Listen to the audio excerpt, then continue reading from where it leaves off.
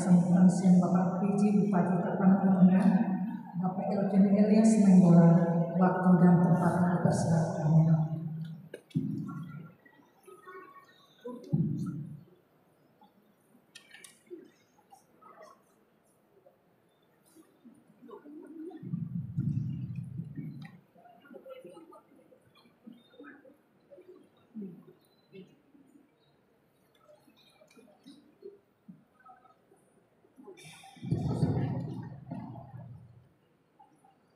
Horas, salam. Salam. Puji dan syukur kami diucapkan sampai kepada Tuhan Yesus dan pada hari ini kita bisa kumpul di sini dalam keadaan bahagia dalam acara perayaan Aman Indah kami Pandan Resort Pandan pada hari ini Kamis 22 Desember 2022. Angka yang baik ya, luar biasa. Yang kami hormati Aman Pendeta Aman Saud Ferdinand Sinaga, juga yang kami hormati Ketua Panitia Natal Gabungan Aman dan Ina, Ketua Dewan Koi Dunia, yang kami hormati juga yang mewakili kategori Al-Aman, kategori Al-Ina, serta semua ruas Ama dan Ina di HKBP Pandan Kota Resort Pandan ini. Terima kasih sudah mengundang kami di sini untuk sama-sama mengikuti ibadah yang bahagia ini, dan semoga ibadah ini betul-betul sebuah ibadah untuk merayakan kebahagiaan hati kita. Dalam Wahyu 21 ayat 5b ini disebutkan idaman salun nado upai baru. Jadi bahasa Indonesianya itu, lihatlah aku menjadikan segala sesuatu baru. Bapak Ibu yang saya muliakan, yang saya kasih cintai, Tuhan menginginkan benar-benar iman dan kasih. Itu hal yang betul baru dalam ilmu dan adab kita. Dalam perbuatan kasih dan cinta itu betul-betul baru. Ada 3 tahap, 3 kategori yang saya ketahui tentang bagaimana memperbaharui kasih dan cinta kita, dan memang itu langkah kita untuk memahami siapa diri kita, siapa sahabat-sahabat kita, siapa lingkungan kita, siapa yang memang benar-benar harus betul-betul kita kasihi dalam pelayanan kita. Ada 3 tahapan. Jika kita memasuki tahap pertama, teman-teman sekalian, maka kita akan menemukan kategori kasih dan ilmu adab yang merasa diri kita itu paling benar, membuat saya itu menjadi sombong. Itu kategori tahap pertama. Amamina iblis itu ahli kitab, bahkan ahli riwayat. Dia tahu riwayat dari zaman ke zaman. Dia tahu kisah-kisah para nabi, para rasul, sehingga dia betul-betul ahli.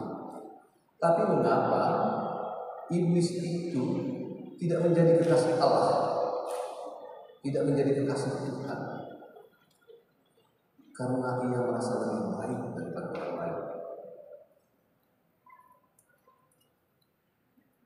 Maka itu menjadi kategori pertama dalam pembangunan iman yang harus kita perbaharui. Dia pada level moral yang pertama, karena ia merasa lebih baik daripada orang lain. Iblis itu jika dia gagal membuat kita menjadi orang-orang yang berdosa, maka dia akan membisikkan kepada kita untuk menjadi orang yang merasa paling benar. Dan saya yakin kita tidak di tahap yang demikian. Inilah yang Tuhan maksud tadi, lihatlah aku menjalankan segala sesuatu yang baru. Setiap hari Natal juga kita diminta untuk memperbaharui diri kita, untuk menampilkan sukacita kita yang betul-betul dari hati. Tahap moral kita yang kedua adalah ilmu dan beradab. Adalah ketika kita masuk di tahap kedua, ia akan rendah hati. Rendah hati itu memberikan respek dan rekognisi kepada sadari hubungan kepada sesamanya, menghormati dan mengakui. Dan itu sangat dijunjung tinggi oleh kita orang-orang Batak yang Nasrani, respect, menghormati, dan kita mengakui siapa-siapa saja yang memang pantas kita hormati. Dalam tahap kedua ini, dalam kerendahan hati, mereka-mereka yang beriman itu pasti menghibur orang lain, menyayangi orang lain, membuat orang lain bahagia dan membuat orang lain itu menang. Sukses bukan kata kunci, tapi bagaimana orang lain menang, disitulah suksesnya. Dan itu juga menjadi kategori kehidupan orang Batak. Orang Batak Kristen hidup dengan harmoni. Dan tahap ilmu dan adab yang ketiga, itulah yang diajarkan dalam kasih Kristus. I have nothing, katanya. Ketika ia mencapai level marifat ini, ia merasa dirinya tidak ada apa-apanya. Dia merasa dia tidak berdiri.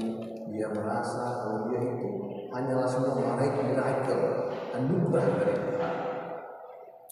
I have nothing, but God said, you've got everything about the goodness.